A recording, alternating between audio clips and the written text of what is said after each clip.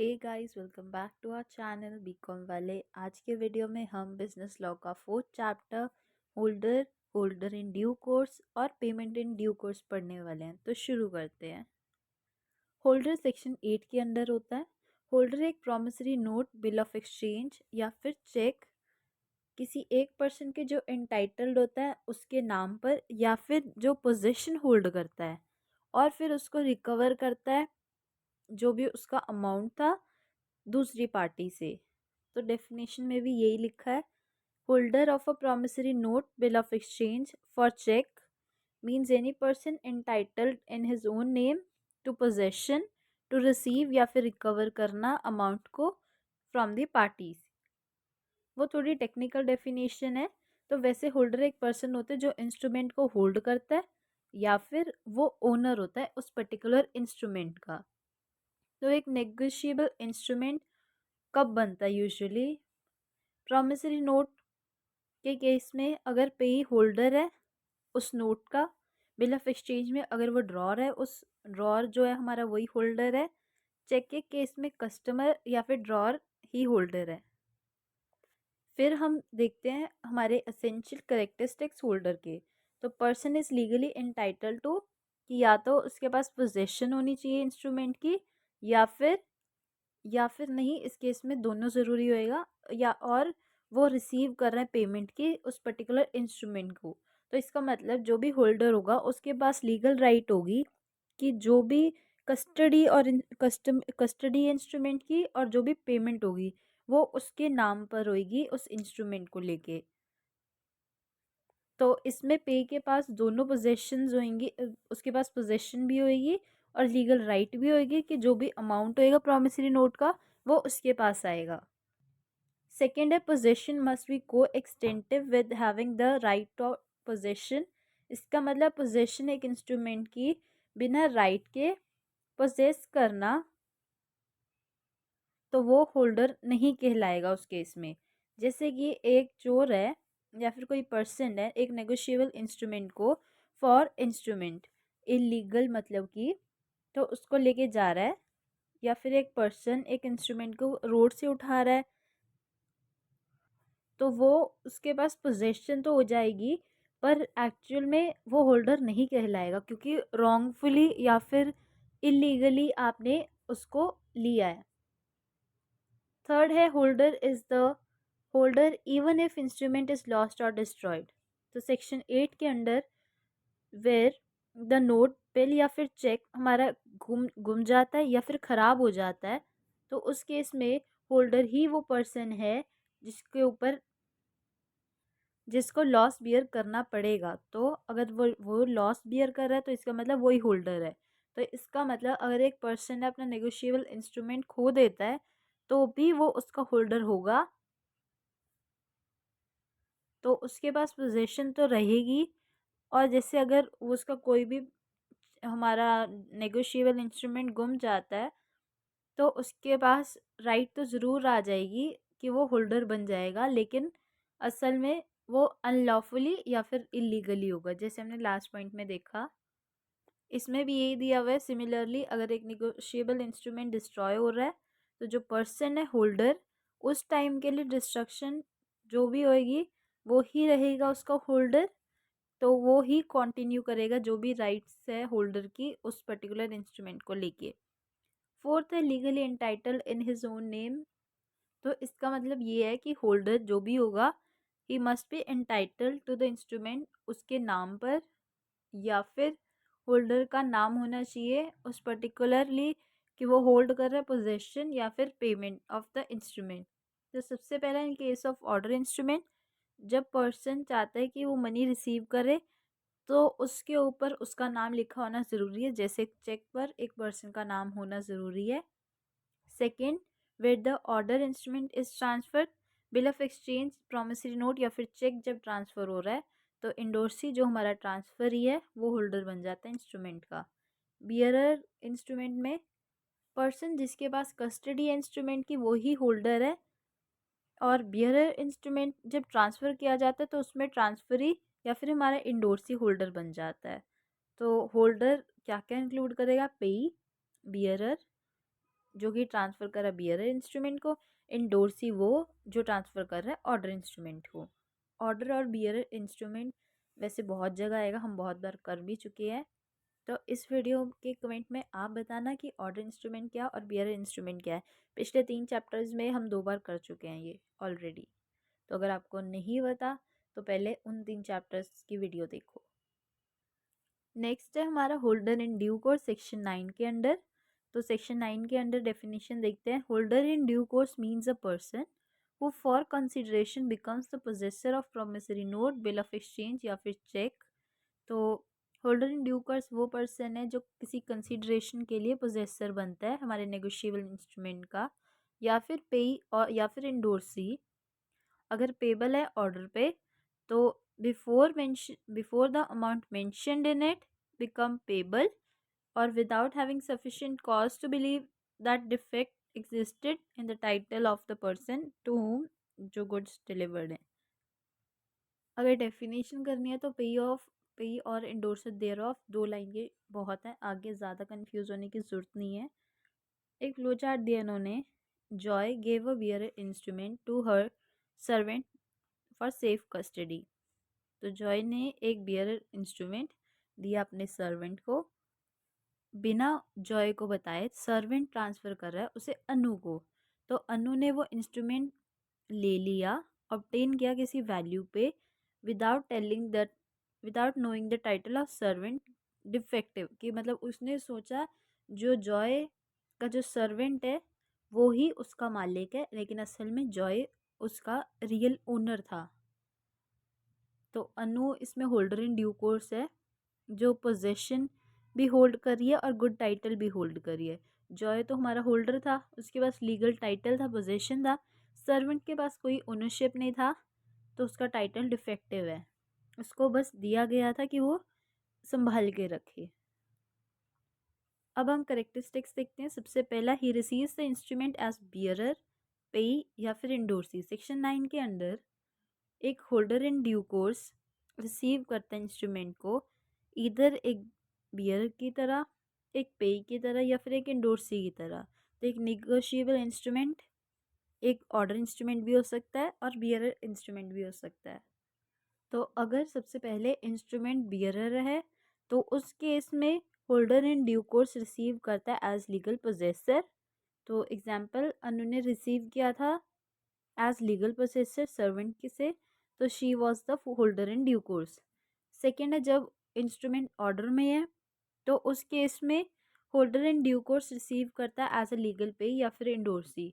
तो एग्जाम्पल है, एक्स ने ऑब्टेन किए ऑर्डर इंस्ट्रूमेंट जॉय से अनलॉफुल मीन्स, और सेकेंड में एक्स ने इंडोर्स कर दिया सेम इंस्ट्रूमेंट को अनु को किसी वैल्यू के लिए। सेकेंड है, he obtains it for consideration. Holder in due course must have obtained instrument for consideration. Consideration lawful होनी चाहिए। अगर एक पर्सन नेगोशिएबल इंस्ट्रूमेंट को बिना किसी कंसिडरेशन के ले रहा है तो वो अनलॉफुल है और वो होल्डर इन ड्यू कोर्स नहीं कहलाई जाएगी। तो एक person will not be a holder in due course अगर वो इंस्ट्रूमेंट को एज अ गिफ्ट या फिर अनलॉफुल कंसिडरेशन के थ्रू ले रहा है। थर्ड है, he must receive the instrument before maturity. Section 9 के under holder in due course should obtain it before due date या फिर मेच्योरिटी। एग्जाम्पल दिया है, अगर डेट ऑफ मेच्योरिटी एक नेगोशिएबल इंस्ट्रूमेंट की 3 नवंबर 2015 और पर्सन इंस्ट्रूमेंट को लेके आ रहा है 3 नवंबर को ही, तो उसके बाद वो ये नहीं कह सकता कि होल्डर इन ड्यू कोर्स कि उसने रिसीव नहीं किया बिफोर इट्स मेच्योरिटी। बट एक पर्सन अगर उसके बाद बाद लेके आ रहा है तो फिर आप उसमें लाइबल नहीं हो। Fourth, he must obtain the instrument in good faith. तो सबसे पहले, he took the instrument in honest belief कि जो ट्रांसफ़र है हमारा वो इंस्ट्रूमेंट को एक गुड टाइटल में दे रहा है। सेकेंड, कि उसके पास कोई रीज़न नहीं है सस्पिशियस, कि मतलब उसके दिमाग में कुछ चल नहीं रहा, और टाइटल ऑफ ट्रांसफरर डिफेक्टिव ना हो। तो कंडीशन सेटिस्फाई होनी चाहिए होल्डर इन ड्यू कोर्स को रिसीव करना गुड फेथ में। कुछ एग्जाम्पल दिए हैं इसमें होल्डर इन ड्यू कोर्स जिसमें रिसीव नहीं कर सकता गुड फेथ में। एक पर्सन इंस्ट्रूमेंट को ले रहा है on which some overwriting is done, person एक टॉर्न इंस्ट्रूमेंट ले रहा है, फटा हुआ, जो पेस्टेड है। एक थर्ड दिया है, instrument negligently without making sufficient inquiry, बिना जाने। Fifth, the instrument must be complete और रेगुलर। इंस्ट्रूमेंट लेने से पहले होल्डर इन ड्यू कोर्स उसको अच्छे से एग्जामिन करे कि वो डिफेक्टिव तो नहीं है, इनकम्प्लीट तो नहीं है, उसके अंदर ड्रॉर का नाम लिखा है कि नहीं लिखा, अगर प्रॉपरली उसमें डेट है कि नहीं, स्टैम्प्ड है कि नहीं, अनयूजुअल मार्क्स तो नहीं। नेक्स्ट है हमारा होल्डर और होल्डर इन ड्यू कोर्स की डिफ्रेंशिएट। 5 मार्क्स के लिए आप इसको देख सकते हो। होल्डर अंडर सेक्शन 8 और holder in due course under section 9, इनके डेफिनेशंस हम कर चुके हैं। तो holder is a person entitled in his own name to possession, to receive या फिर रिकवर द अमाउंट। और holder in due course person is for consideration, possessor बन जाता है हमारे नेगोशिएबल इंस्ट्रूमेंट का। तो बियरर भी हो सकता है, पेई भी हो सकता है, एंडोर्सी भी हो सकता है। कंसिडरेशन, होल्डर के केस में प्रिज्यूम किया जाता है कि जो होल्डर है वही ऑब्टेन करेगा इंस्ट्रूमेंट को कंसिडरेशन के लिए। होल्डर इन ड्यू कोर्स में ऐसा नहीं होता। थर्ड है हमारा गुड टाइटल। अगर title of transfer he defective है तो होल्डर एक्वायर कर सकता है गुड टाइटल। और होल्डर इन ड्यू कोर्स के केस में अगर टाइटल ट्रांसफर है डिफेक्टिव है तो holder in due course obtain कर सकता है गुड फिट, तो एक एक्वायर हो जाता है एक better title. Fourth, liability of transfer है। होल्डर के केस में होल्डर स्यू कर सकता है ट्रांसफरर को अगर उसने रिसीव नहीं की payment till the due date payer से। होल्डर इन ड्यू केयर्स में वो स्यू कर सकता है प्रायर पार्टीज़ को जब तक कि क्लेम सेटिस्फाई नहीं हुआ है। फिफ्थ है incomplete instrument. Holder shall not be able to recover the amount, और होल्डर इन ड्यू केयर्स में वो डिनाई नहीं कर सकता पेमेंट को जब तक इंस्ट्रूमेंट इनकम्प्लीट है। प्रिविलेज कोई अलाउड नहीं होती होल्डर के केस में, होल्डर इन ड्यू कोर्स में अलाउड होती है in certain rights and privileges under the act. Example दिया इन्होंने होल्डर और होल्डर ड्यू कोर्स का। तो पहले होल्डर का देखते हैं। जॉय, थीफ और अनु। एक थीफ है, वो कोई इंस्ट्रूमेंट चुराता है जॉय से और ट्रांसफ़र कर रहा है उसको अनु को किसी कंसिडरेशन के लिए, तो जॉय उसमें होल्डर होगा। होल्डर एंड ड्यू कोर्स हम पीछे भी डिस्कस कर चुके हैं, तो ये सेम एग्जांपल दिया हुआ है इस पर भी। प्रिविलेजेस या फिर rights of holder due course. अब जो ये क्वेश्चन है holder, holder in due course और पेमेंट इन ड्यू कोर्स, ये बहुत सारे क्वेश्चंस में पेपर में अकेला तो 15 मार्क्स में नहीं आ सकता, पर या तो ऐसा हो सकता है कि 8 मार्क्स के लिए ये आ जाए, या 5 मार्क्स के लिए ये आ जाए, 10 मार्क्स के लिए कोई और आ जाए, या ये 10 के लिए आ जाए वो 5 के लिए आ जाए।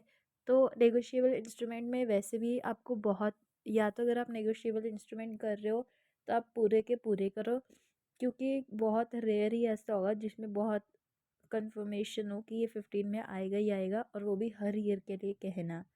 तो बहुत फास्ट सिलेबस है इस बार लॉ का, तो उस हिसाब से आपको देख के प्रिपेयर करना पड़ेगा। बाकी जितना हो पाएगा मैं हेल्प करूँगी। तो राइट्स देखते हैं हम। सबसे पहले प्रिजम्पशन। तो फर्स्ट प्रिविलेज एक होल्डर इन ड्यू कोर्स की कि हर holder is deemed prima facie to be holder in due course. तो बेसिक पर्पस इस प्रिजम्पशन का टू फैसिलिटेट नेगोशिएबिलिटी यानी कि transferability of negotiable instrument by attaching certain set assumptions। Second है privilege against inchoate stamp instrument. अगर एक person sign कर और डिलीवर कर रहा है दूसरे पर्सन को एक स्टैम्प्ड इंस्ट्रूमेंट, तो वो इम्प्लाई करता है कि होल्डर ने सारा अमाउंट फिल कर दिया है जिसके लिए अथॉरिटी लाइबल है। लेकिन अगर एक होल्डर एक्सीड कर रहा है अथॉरिटी इन फिलिंग ब्लैंक्स, या फिर ज़्यादा अमाउंट दे रहा है जो ऑथराइज्ड है, तो वो इन्फोर्स नहीं कर सकता इंस्ट्रूमेंट को। तो इस केस में अगर कोई ऐसा इंस्ट्रूमेंट पास हो रहा है होल्डर इन ड्यू कोर्स में, तो holder in due course claim कर सकता है कि सारा का सारा अमाउंट जो भी एंटर्ड है इंस्ट्रूमेंट में, कि वो एक्सेस में अथॉरिटी के प्रोवाइडेड जो हमारा अमाउंट है वो स्टैम्प्स के थ्रू फिल हो जाए। तो ये ज़्यादा बहुत कंफ्यूजिंग हो जाएगा, तो आप थोड़ा थोड़ा सा इसमें से देख सकते हो। राइट्स है, राइट्स हेडिंग्स याद होनी ज़्यादा ज़रूरी है। थर्ड है हमारा liability of prior parties under section 36। जब तक क्लेम नहीं कर रहा होल्डर इन ड्यू कोर्स में, वो सेटिस्फाइड है, तो वो होल्ड कर सकता है प्रीवियस पार्टीज के इंस्ट्रूमेंट जब तक वो क्लेम के लिए लाइबल हो। तो सेक्शन 36 में एक्ट स्टेट करता है कि हर प्राइवेट पार्टी लाइबल हो उस नेगोशिएबल इंस्ट्रूमेंट के केस में जब तक इंस्ट्रूमेंट ड्यूली सेटिस्फाइड नहीं है। एग्जाम्पल है ड्रॉर ABCD, DS में तो वो होल्डर इन ड्यू कोर्स है और जॉइंट ड्रॉय बनता है इसमें। फोर्थ है फिक्टिशियस ड्रॉई या फिर पेई अंडर सेक्शन 42। जब बिल ऑफ एक्सचेंज पेबल है ड्रॉई टू अ पर्सन, तो उस ऑर्डर पे ड्रॉई के एक फिक्टिशियस पर्सन जो कि हमारा पेई होता है, वो एक फिक्टिशियस पर्सन होता है, या फिर ड्रॉय हिमसेल्फ, उसे हम एक फिक्टिशियस पर्सन बोलेंगे। तो प्रिविलेज जो भी अवेलेबल होगी होल्डर इन ड्यू कोर्स में वो अवेलेबल हो जाएगी endorsement pay in same handwriting. तो फिफ्थ है हमारा no effect of conditional delivery under section 46। जब एक नेगोशिएबल इंस्ट्रूमेंट ट्रांसफ़र होता है एक कंडीशन पे स्पेशल पर्पस के लिए, तो वो सेम इंस्ट्रूमेंट ट्रांसफ़र हो जाता है होल्डर इन ड्यू कोर्स में, तो पेमेंट भी होल्डर इन ड्यू कोर्स में होती है। तो वो डिनाई नहीं कर सकते जब तक हमारे कंडीशंस फल सेटिस्फाई नहीं हो रहे पेमेंट पे, तो they shall not be made. Six है instrument cured of all prior defects under section 58। जब एक instrument holder in due course के हैंड में है तो वो क्योर हो जाता है कोई भी जो डिफेक्ट्स हैं जो एग्जिस्ट कर रहे हैं इंस्ट्रूमेंट में, तो पार्टीज लायबल होती हैं पे करने के लिए इंस्ट्रूमेंट को, तो वो रिफ्यूज़ नहीं कर सकती payment in holder due course को, प्लीडिंग दैट इंस्ट्रूमेंट लॉस्ट है या फिर obtain bye fraud, obtain bye unlawful means या फिर consideration, instrument was obtain bye committing a offence जैसे कि थेफ्ट या फिर कोई भी डिफेक्ट या फिर कोई भी इलीगल चीज़।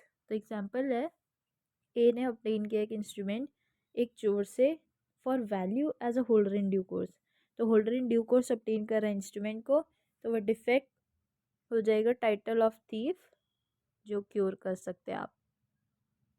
सेवेंथ है estoppel against denying original validity of instrument under section 120। एक और प्रिविलेज जो होल्डर इन ड्यू कोर्स को मिलती है एज इन सेक्शन 120 कि जो भी मेकर है, मतलब जो मेकर के अलावा जो भी प्रोमिसरी नोट या जो ड्रॉय नहीं है बिल ऑफ एक्सचेंज का या फिर चेक का acceptor of a bill of exchange, तो वो ऑनर कर सकता है फॉर ड्रॉर, तो they shall suit their on holder in due course, तो they can permitted to deny validity of instrument. तो ओरिजिनल होना और ड्रॉन होना बहुत ज़रूरी है। सिंपल वर्ड्स में इसका मतलब ये है कि जो भी हम होल्डर इन ड्यू कोर्स को पेमेंट देनी है वो आप डिनाई नहीं कर सकते किसी भी ग्राउंड पे जब तक इंस्ट्रूमेंट वैलिड नहीं है। जब अगर वैलिड नहीं है तो आप कर सकते हो, अगर आपका इंस्ट्रूमेंट वैलिड ही नहीं है तो आप उसकी पेमेंट के लिए आप कोर्स मना कर सकते हो, पर अगर वैलिड है, आपका इंस्ट्रूमेंट सही है, तो आप पेमेंट के लिए मना नहीं कर सकते किसी भी रीज़न से। एट्थ है estoppel against denying capacity of payee to indorsee under section 121। तो वो प्रोवाइड करता है कोई भी privilege to holder in due course according to which कोई भी मेकर लाइबल नहीं है प्रोमिसरी नोट के ना ही एक्सेप्टर बिल ऑफ एक्सचेंज के टू डिनाई पेमेंट। तो एग्जांपल है बिल ऑफ एक्सचेंज इंडोर्स हो रहा है। नाइन्थ है एस्टोपल अगेंस्ट डिनाइंग सिग्नेचर या फिर capacity of prior parties under section 121। Similarly कोई ड्रॉय डिनाई नहीं कर सकता payment in holder due course के जब तक सिग्नेचर नहीं है प्रायर पार्टीज के और वो इनकम्पिटेंट है कॉन्ट्रैक्ट फॉर्म करने के। नेक्स्ट है हमारा payment in due course section 10 के अंडर। तो सेक्शन 10 क्या बोलता है?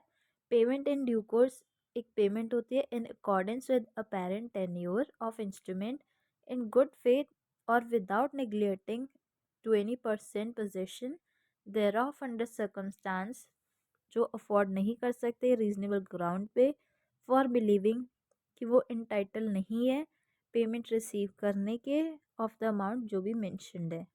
तो सेक्शन 10 क्लियर करता है कि जब भी पेमेंट आप दे रहे हो ड्यू कोर्स में, ये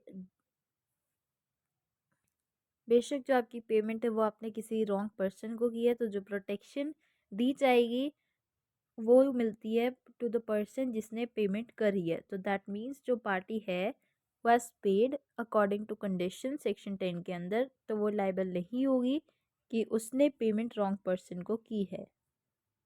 तो प्रोटेक्शन अवेल तभी हो सकती है, उसी को अवेलेबल होगी जो सेक्शन 10 की कंडीशंस को फुलफ़िल कर रहा है।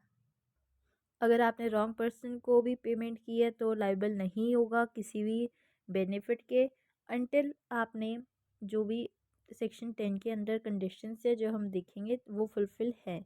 तो payment is according to apparent tenure, मतलब जो भी आपका अल्टीमेट पीरियड है आपने उसी पीरियड के अंडर पेमेंट की है। तो apparent tenure of instrument means true intention of parties which is apparent to face of instrument या फिर apparently written on instrument. Second होता है payment is made in good faith. अगर आप किसी और रीज़न से, किसी इलीगल मोटिव से पेमेंट कर रहे हो तो वो सेक्शन 10 कवर नहीं करेगा।